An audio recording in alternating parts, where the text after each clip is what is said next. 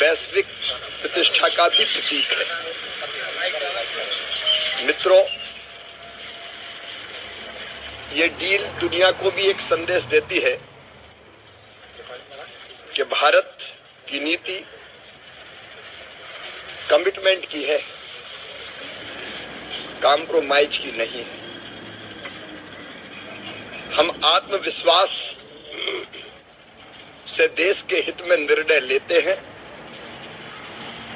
हम सौदेबाजी नहीं, लेकिन संतुलित रणनीति अपनाकर सकारात्मक संवाद करते हैं। ये ट्रेड डील डिप्लोमेसी, डेवलपमेंट और डिग्निटी का एक उत्तम उदाहरण है। डिप्लोमेसी मतलब राष्ट्र प्रथम, डेवलपमेंट यानी विकसित भारत की दिशा में बढ़ते कदम, ये उसके लिए भी एक बड़ा आधार है। और डिग्निटी मतलब इसमें किसान की गरिमा का पूरा ध्यान रखा गया है। कृषि मंत्री के नाते मुझे कहते हुए ये प्रसन्नता है कि जितनी चिंता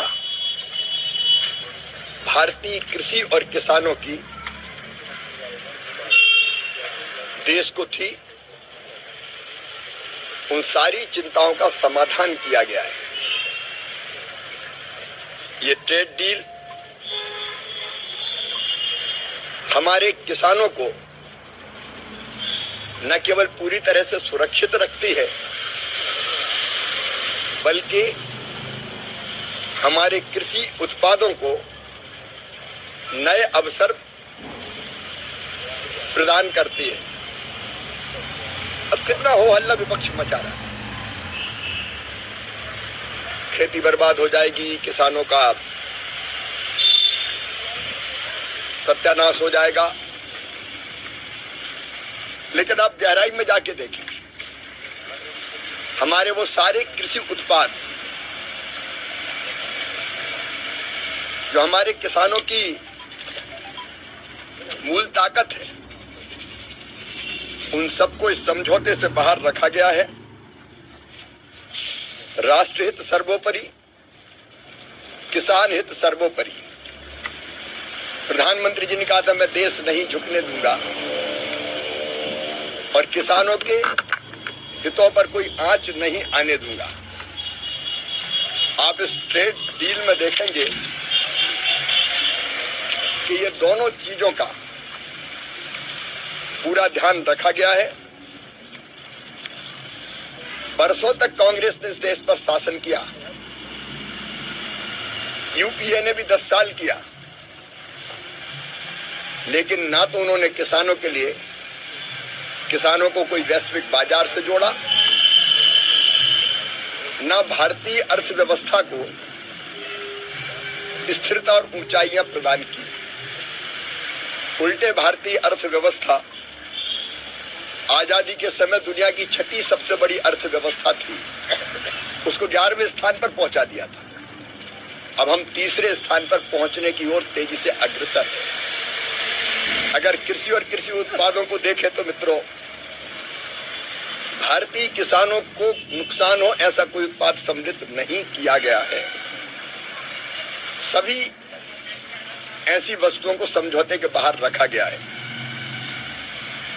आप देखेंगे सोयाबीन, मक्का, चावल, गेहूं, चीनी, मोटे अनाज, पोल्ट्री, डेयरी, केले, स्ट्रॉबेरी, चेरी, खट्टे फल, हरी मटर, काबुली चना, मूंग, तिलहन, इथेनॉल, तंबाकू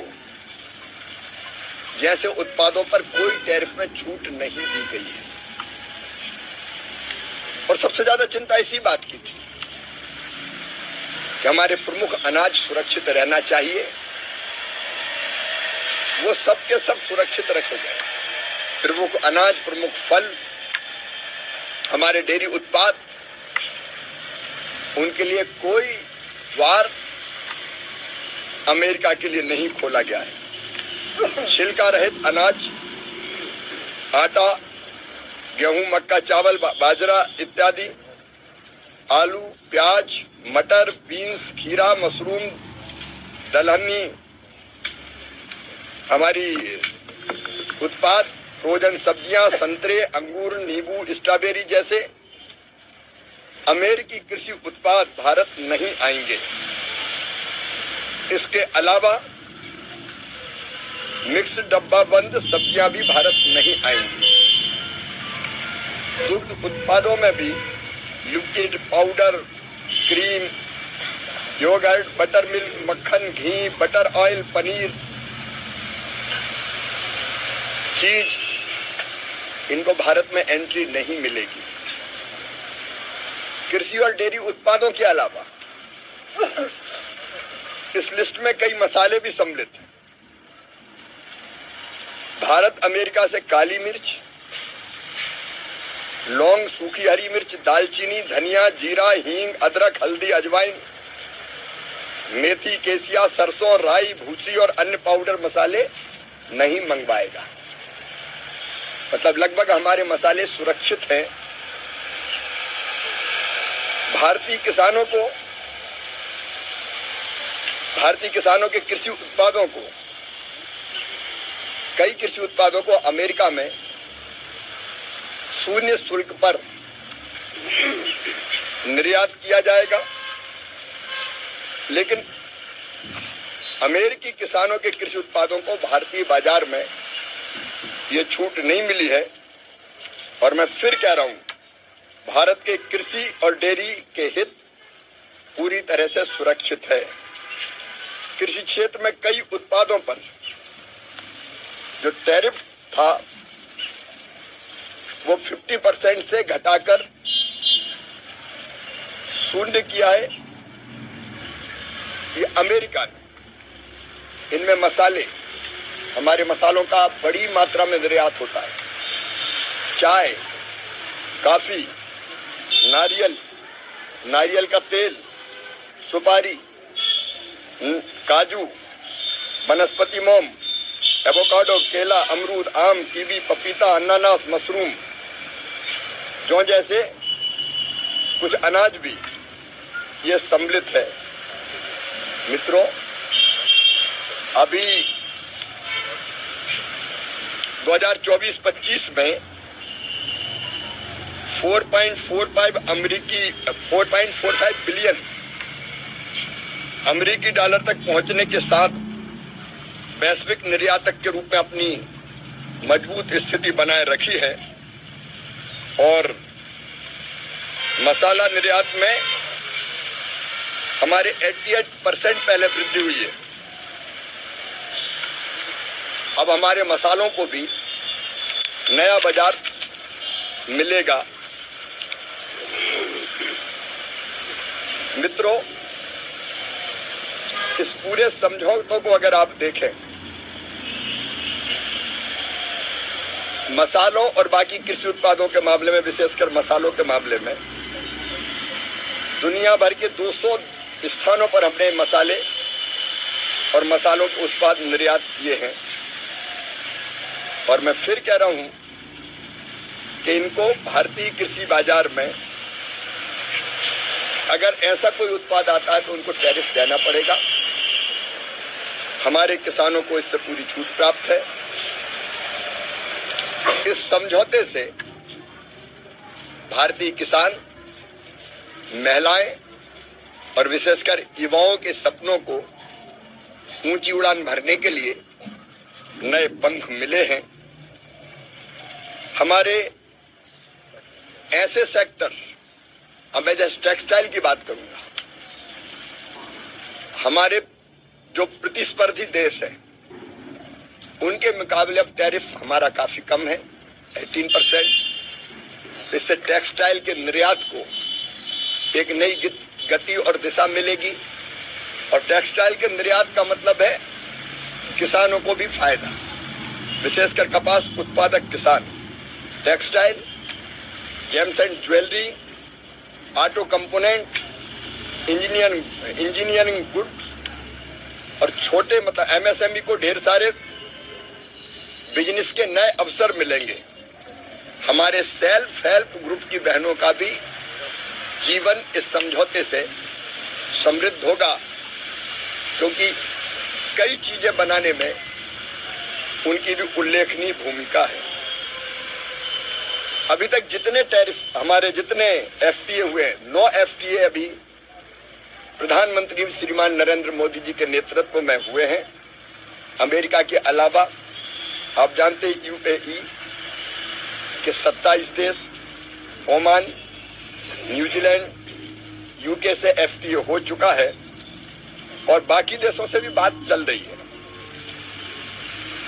और इन सारी डील्स का फायदा